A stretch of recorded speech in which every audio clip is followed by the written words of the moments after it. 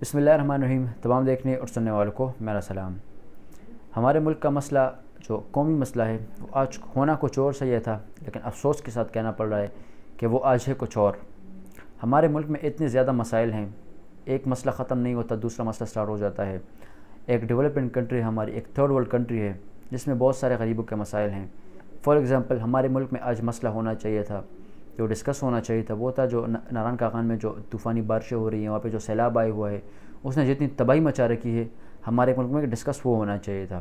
ہمارے ملک میں ڈسکس ہونا چاہیے تھا جو بلوچستان کے غریب عوام پہ جو سیلابیں آ رہی ہیں، وہاں پہ طوفانی بارشیں ہو رہی ہیں، جو وہاں پہ نقصانات اس سے ہو رہے ہیں، غریب عوام کے وہاں پہ گھر لٹ گئے، ان کے گھر تباہ ہو گئے، ان کی فصلیں تباہ ہو گئی، ان کی مال مویشی مر گئے۔ وہاں پہ غریب کرے تو کرے کیا؟ وہاں پہ ہماری ایلیٹ کا، ہماری گورنمنٹ کا مسئلہ یہ ہونا چاہیے تھا۔ ہمارے ملک کا، ہمارے گورنمنٹ کا اور ہمارے جو ڈیسیجن میکنگ کلاس ہے ان کا مسئلہ یہ ہونا چاہیے تھا جو آج غریب کے ساتھ اس ملک میں ہو رہا ہے۔ مہنگائی نے ان کی کمر توڑ کے رکھ دی ہے۔ 2 دن کا کھانا، 2 وقت کا کھانا بھی وہ صحیح سے نہیں کھا سکتے۔ سارا دن مزدوری کرنے کے بعد بھی اگر وہ 2 وقت کی روٹی صحیح سے نہیں کھا سکتے تو ہمارے ان حکمرانوں کا مسئلہ ان کے مسائل حل کرنا ہونا چاہیے تھا۔ لیکن افسوس کے ساتھ کہنا پڑ رہا ہے کہ ہمارے ایلیٹ کا، ہمارا جو جتنا بھی اپر کلاس کا طبقہ ہے ان کا مسئلہ آج کچھ اور ہے۔ ان کا مسئلہ ہے شہباز گل کا اریسٹ۔ آج آپ جتنے بھی ٹی وی چینلز اٹھا کے دیکھ لیں، ٹویٹر اکاؤنٹس اٹھا کے دیکھ لیں، جتنے بھی آپ پلیٹفارمز جو نیوز پلیٹفارمز ہیں، جتنے بھی اخباریں ہیں آپ اٹھا کے دیکھیں تو آپ کو اوپر ہیڈ لائنز کچھ اس طرح کی نظر آئیں گی کہ شہباز گل کو اریسٹ کر لیا گیا، شہباز گل پر ٹارچر ہوا یا نہیں ہوا، پنجاب حکومت اور وفاق حکومت آمنے سامنے ہو گئی۔ اس سارے معاملے کو تو ہم ڈسکس کریں گے، لیکن میں آپ کو سٹارٹ میں صرف یہ ایک المیہ دکھانا چاہتا تھا کہ ہمارے ملک میں ہماری جو مورل سٹینڈنگز ہے وہ کیا ہیں، ہمیں کن چیزوں پہ فوکس کرنا چاہیے، لیکن افسوس کے ساتھ ہم اس پہ فوکس نہیں کرتے۔ اس کے بعد بڑھتے ہیں آج کی کچھ نیوز کی طرف، جن میں اوبویسلی سب سے سرفہرست جو نیوز ہے وہ شہباز گل کا اریسٹ۔ آج سے پہلے جو میں نے شہباز گل کے بارے میں جو باتیں کی تھی، جو ان کے اریسٹ کے حوالے سے جو پچھلی ویڈیو میں نے ہمیں بات کی تھی، اس میں ہمارے سامنے بہت سی چیزیں تھیں وہ کلیئر نہیں تھی۔ یعنی پی ٹی اے والے کلیم کر رہے تھے کہ ان پر تشدد کیا جا رہا ہے، ان کو ننگا کر کے مارا جا رہا ہے، تو دوسری طرف سے یہ بھی کلیم آ رہا تھا کہ ان پہ کوئی تشدد نہیں کیا جا رہا۔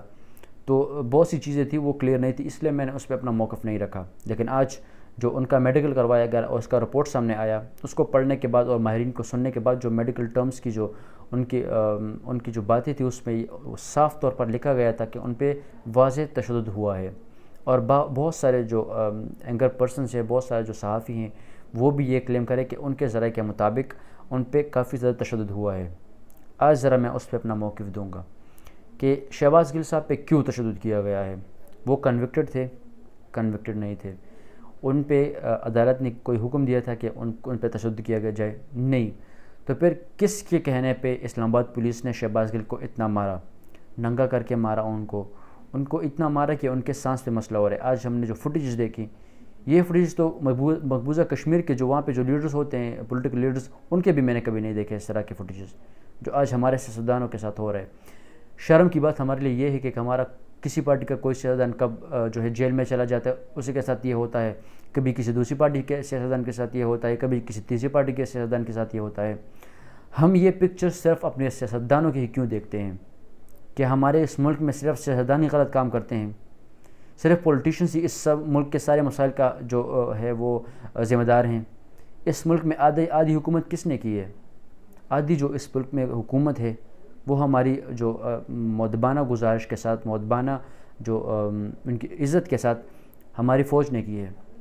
تو کیا اس ملک کو سارا بگاڑا ہماری پولیٹیشنز نے ہے کہ ان کے ساتھ یہی سب کچھ ہوتا ہے؟ ایک چھوٹا سا بیان دے دیتے ہیں تو آپ کی عزت میں جو ہے وہ کمی آ جاتی ہے۔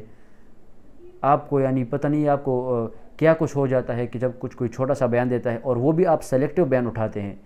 آپ پی ایم ایل این کے بیانات اٹھا کے دیکھ لیں، پیپلز پارٹی کے آپ بیانات اٹھا کے دیکھ لیں۔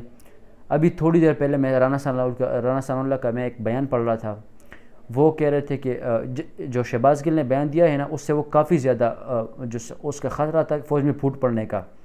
آپ کہہ رہے تھے نا کہ شہباز گل کے بیان سے وہ فوج میں پھوٹ پڑنی تھی، تو اس سے زیادہ تو رانا ثناء اللہ نے جو بیان دیا تھا کہ آرمی نے یہ کر دیا، ایک جرنیل نے مجاہدین کو جو ہے وہ جہاد کے لیے بھیج دیا، اور دوسرے جرنیل نے آ کے ان کو دہشت گرد قرار دے دیا، ہمارا خون انہوں نے گرا دیا۔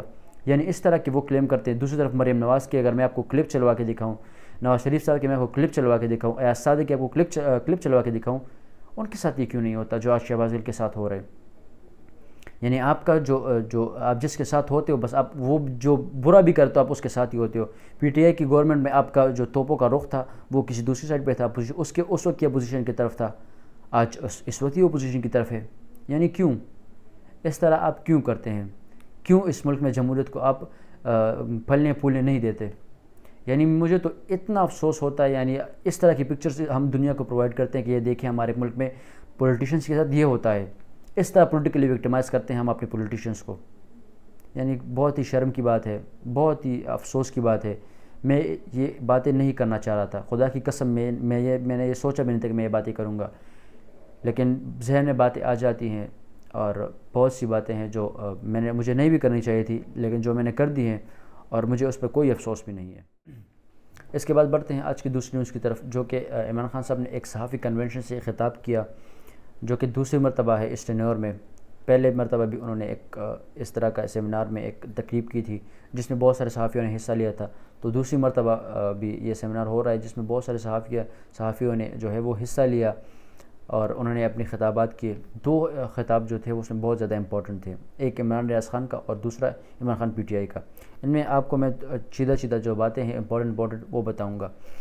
سب سے پہلے عمران ریاض خان کی جو پس منظر ہے ہم ذرا اس میں جاتے ہیں، تو اس سے پہلے بھی انہوں نے ایک اس طرح صحافی کنونشن سے خطاب کیا تھا، جس کے بعد ان کو اریسٹ کر لیا گیا، ان پہ غداری کے الزامات لگا دیے گئے تھے، کیونکہ وہ خطاب جو تھا وہ انہوں نے اس میں بہت سارے لوگوں پہ جو ہے وہ کرٹیسزم کیا تھا، جو آرمی تھی اس کی، ہمارے ادارے تھے، ان پہ انہوں نے کرٹیسزم کیا تھا کہ آپ ہی لوگ تھے، آپ ہی نے ہمیں بتایا تھا کہ یہ بندے چور ہیں، اور آج آپ ان کے ساتھ بیٹھے ہیں اور آج ہم غدار ہیں۔